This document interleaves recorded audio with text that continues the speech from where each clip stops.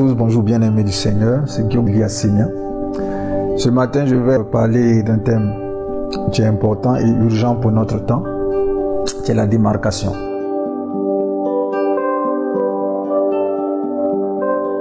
Il faut se démarquer parce que, en réalité, chacun est venu pour accomplir un but bien précis. Quoique, dans le plan général de Dieu, tous les hommes ont destination à dominer, mais à dominer dans un domaine bien précis. Si tu es architecte, il faut que tu te démarques dans le domaine où tu interviens. Si tu es politique, si tu es un mécanicien, si tu es un prédicateur, il faut que tu marques une certaine différence entre les autres et toi. Voilà pourquoi aujourd'hui, nous voyons une forme d'évolution dans tout ce qui meuble l'humanité. Lorsque le premier individu a reçu du ciel l'inspiration pour créer la première voiture, pour inventer, du moins, Dieu seul est le créateur, nous sommes des inventeurs, pour inventer donc la première voiture, elle n'était pas vraiment au point. Mais aujourd'hui, ceux qui ont pris le relais ont apporter un plus. La Bible dit déjà par la bouche de Salomon le roi qu'il n'y a rien de nouveau sous le soleil. Donc tout ce que nous faisons, nous le copions quelque part. Ce n'est pas parce qu'on ne connaît pas ou bien qu'on n'a pas connaissance d'une chose qu'elle n'existe pas ailleurs. Elle existe et juste que nous n'avons pas cette connaissance. C'est pourquoi Dieu a créé d'abord la lumière pour faire apparaître tout ce qui était dans les ténèbres. Donc la connaissance va te donner de pouvoir de dépasser les personnes. Un enfant a pour mission, a pour obligation de dépasser son père, que ce soit dans le ministère. Il faut que tu dépasses ton père dans la foi. Il faut que c'est de cela que la Bible parle en termes de double portion, en termes de double part. Quand le prophète Élisée demande la double portion de l'onction de son papa dans la foi, Dieu donne cette onction, mais en réalité il a son onction et qui est complétée par l'onction de lui. C'est ça qui fait la double portion. Dieu n'a jamais donné deux parts d'onction à quelqu'un. C'est une seule part pour ta mission. Mais il va te donner l'onction de ton père, de la personne qui est pour toi un modèle, l'onction de ton mentor, c'est-à-dire que ce que tu prends de lui et que tu viens compléter avec le don de Dieu qui est en toi. J'ai écouté dernièrement une chanson qui est sortie, une chanson Zouglou, qui dit en fait, tu chantes bien, mais tu ne chantes pas fort. Qu'est-ce que cela veut dire? Parce que très souvent, les gens veulent qu'on imite leur façon de faire. Les gens ne veulent pas faire on reste dans le domaine de l'église, les gens ne veulent pas faire de disciples à Jésus, ils veulent faire des disciples pour eux-mêmes. Pour qu'on dise que tel c'est le fils de celui-là, tel c'est le fils de celui-là. Les hommes tirent la gloire les uns des autres. Mais ce n'est pas notre part. Le Seigneur nous appelle à nous démarquer, à prendre ce qui est là et à apporter du nouveau dans tout ce que nous sommes en train de faire. Je t'exhorte bien aimé, parce que la Bible dit que lorsque nous sommes venus à Jésus, nous sommes venus à la vie nouvelle. Donc toutes choses sont devenues nouvelles par la grâce de Dieu. Aujourd'hui, c'est la nouveauté qui va faire que tu vas sortir de ta zone et que tu vas te démarquer. Si dans une même rue, des femmes font le même plat, la même restauration, si dans une même rue, on fait donc ce travail-là, c'est celle qui va décider de faire autre chose. Mais autre chose au départ, ça ne va pas être accepté. Il faut que des personnes osent aller goûter à ce repas. C'est ce qui va faire que cette personne va être témoin de ce que tu fais dans ton restaurant. Le Seigneur Jésus est venu trouver une façon de faire qui était la façon de faire des Juifs qu'ils ont hérité à partir de Moïse, les uns des autres. Donc après cela, il y a eu un transfert de tradition. L'Église aujourd'hui est teintée de cette tradition qui est attachée à la coutume juive. Parce que l'Église est venue sous l'influence juive. Et la tradition s'est mêlée. C'est pourquoi Jésus est venu en son temps et il a commencé à expliquer la parole de Dieu. Pour dire qu'en réalité, vous n'avez pas bien compris Vous n'avez pas bien compris. Mais son message n'est pas passé. Son message n'est pas passé parce que tout ce qui est nouveau fait peur aux gens. Tout ce qui est nouveau fait peur aux gens. Si aujourd'hui j'enseigne un message qui n'est pas un message qu'on a eu l'habitude d'écouter, forcément les gens vont se poser des questions, forcément les gens vont se méfier, forcément les gens. Mais c'est le Saint-Esprit qui va nous donner d'accepter ce qui vient de Christ. Bien-aimés, nous ne sommes pas en confrontation. Dieu n'est pas contre lui-même. Dieu ne combat pas son œuvre. Chacun a un message, chacun a une expérience. Et c'est tout ça le Seigneur dit, vous formez le corps du Christ. Mais très souvent, le problème, c'est que beaucoup veulent utiliser leurs expériences pour en faire des généralités et pousser les personnes à les suivre dans leur voie. Non. Quand on va voir un médecin, il y a un médicament, mais en fonction du mal dont tu souffres, il te prescrit un dosage. On ne va pas prescrire un dosage du même médicament, même s'il traite pour les différents âges.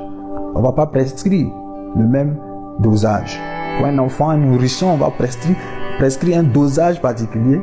Pour un adulte, on va prescrire un dosage particulier. Donc, si j'ai prié aujourd'hui et que pour mon problème, Dieu m'a inspiré de faire 2 jours de jeûne, je ne dois pas faire de ça une règle pour dire quand tu as ce problème, il faut faire 2 jours de jeûne. Ça, c'est la religion. Ça, c'est la religion. C'est la religion qui veut faire croire qu'il y a une seule façon de faire. Si tu n'es pas dans cette façon de faire, en réalité, on va te mettre à l'écart parce que toi, tu ne fonctionnes pas contre nous. On va te dire, tu prêches bien, mais tu ne prêches pas fort. Bien-aimé, accepte d'être différent. Parce que tant que tu vas ressembler aux autres, tant que tu resteras dans l'ombre des autres, parce que ces personnes-là ont déjà accompli ce pourquoi ils sont venus faire. Chacun de nous a une destinée.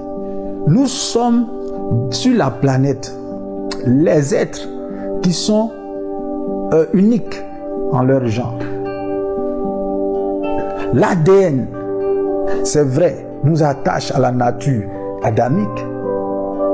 C'est pourquoi on parle de la régénération avec la parole de Dieu qui va venir nous purifier de tout ce que nous avons cru, tout ce que nous avons pensé. Mais concernant ton identité, tu es un. Ton empreinte digitale fait de toi l'être le plus rare du monde, l'être le plus rare de l'univers. Tu ne ressembles à personne. Mais pourquoi donc tu veux copier des gens? Il est bon d'avoir des modèles terrestres parce que l'homme doit chercher l'équilibre entre ce qui est spirituel et ce qui est naturel. Donc, Dieu est le Père spirituel dont nous tirons tous notre source. Maintenant, on a des pères dans chaque domaine de notre vie qui sont des mentors, des personnes que nous pouvons copier. Mais à qui nous ne cherchons pas à ressembler. C'est différent. Dieu nous a fait à sa seule image et à sa seule ressemblance. Donc, si je veux ressembler à quelqu'un, il faut que je ressemble à Dieu. Mais comment je ressemble à Dieu? Je ressemble à Dieu qui est vivant, c'est-à-dire Christ. Comment il agit? On le voit dans les évangiles, on le voit dans le Nouveau Testament. Voilà, il faut copier la vie. La Bible dit imiter la foi de vos conducteurs. On n'a pas dit d'imiter leur vie, imiter la foi de vos conducteurs. Lorsque je prêche ces choses, les gens ont l'impression que je suis contre les hommes de Dieu. Non, je ne peux pas être contre ma maison, contre mes frères, contre mes parents. Non, non, non. La Bible dit que pour notre saison, il faut être précis dans la parole de Dieu. Il faut exhorter, il faut dénoncer. La Bible dit de ne pas prendre part aux œuvres infructueuses des ténèbres, mais il faut les condamner. C'est pourquoi nous parlons ainsi. Sinon, on prêche aussi la douceur. On prêche aussi ces choses. Mais pour notre temps, dis à quelqu'un Jésus t'aime, c'est une information qu'il a déjà. C'est une information qu'il a déjà. Ça ne va pas changer sa vie. La parole intervient sous plusieurs formes. Il y a la parole qui intervient sous la forme de la verge. La verge là, Dieu châtie avec la verge de la parole. Cette verge là, Dieu la donne aux personnes qui doivent régler des gens. Donc si on vient te dire que tu es en train de mourir dans le péché et il faut arrêter, ce n'est pas parce qu'on ne t'aime pas, au contraire, c'est parce qu'on t'aime quand tu dis cela. Et les gens vont interpréter non, que ceux-là, ils sont anti-conformistes, ils sont anti-ceci, anti-cela. Bien-aimés, remettons-nous en cause. Les temps de la fin sont mauvais. La Bible dit que à la fin des temps, les hommes auront la démangeaison qu'on leur dise des choses qui plaisent à leur âme. Ils vont se créer des docteurs, des personnes pour leur enseigner ces choses-là. C'est ce qu'ils vont aimer. Mais bien aimé, si tu aimes ce qui te plaît, tu ne vas pas changer. Parce que la parole qui nous a changé là, elle nous a remis en cause. La parole qui nous a changé, elle nous a remis en cause. C'est pourquoi je te dis, quel que soit le domaine dans lequel tu es, cherche à te démarquer. C'est le message que le Seigneur me met à cœur ce matin pour toi. La démarcation. Si tu es sportif, c'est en te démarquant que tu vas être célèbre. C'est en te démarquant. Si tu es enseignant, si tu es médecin, mais si tout le monde fait la même chose, qu'on se copie les uns les autres, à un moment donné, si on demande qui on doit voir pour tel problème, on ne va pas t'appeler parce que tu n'étais pas spécialisé. Il faut te spécialiser. Spécialise-toi dans un domaine précis. Jésus, Élie, Moïse étaient réunis lors de la transfiguration, mais chacun a sa manière de faire. Chacun a sa manière de faire. Alléluia. Voilà donc, bien-aimé, le message que j'ai pour toi ce matin. Ne t'en fais pas, les gens vont te critiquer. Jésus, le Seigneur même t'a prévenu qu'on va te critiquer. On va te critiquer. Vous serez fouettés. Mais le fouet même, c'est la parole. Les gens vont vous injurier. Il faut avoir la révélation des choses. Si tu ne veux pas porter cette croix, bien-aimé, tu vas rester dans ta zone de confort et tu ne vas pas influencer quelqu'un. Il faut que tu influences. Il faut que tu aies du courage. Il faut que tu aies de l'audace pour essayer de nouvelles choses. Nous sommes appelés à ressembler au divin. Que Dieu te bénisse. Le message n'est pas long. Partage ce message. Il faut donc t'abonner. Il faut liker. Et puis il faut appliquer. Parce que la Bible dit que la foi vient de ce qu'on entend de la bouche de Christ. Devons manifester Christ. À très bientôt dans une prochaine vidéo.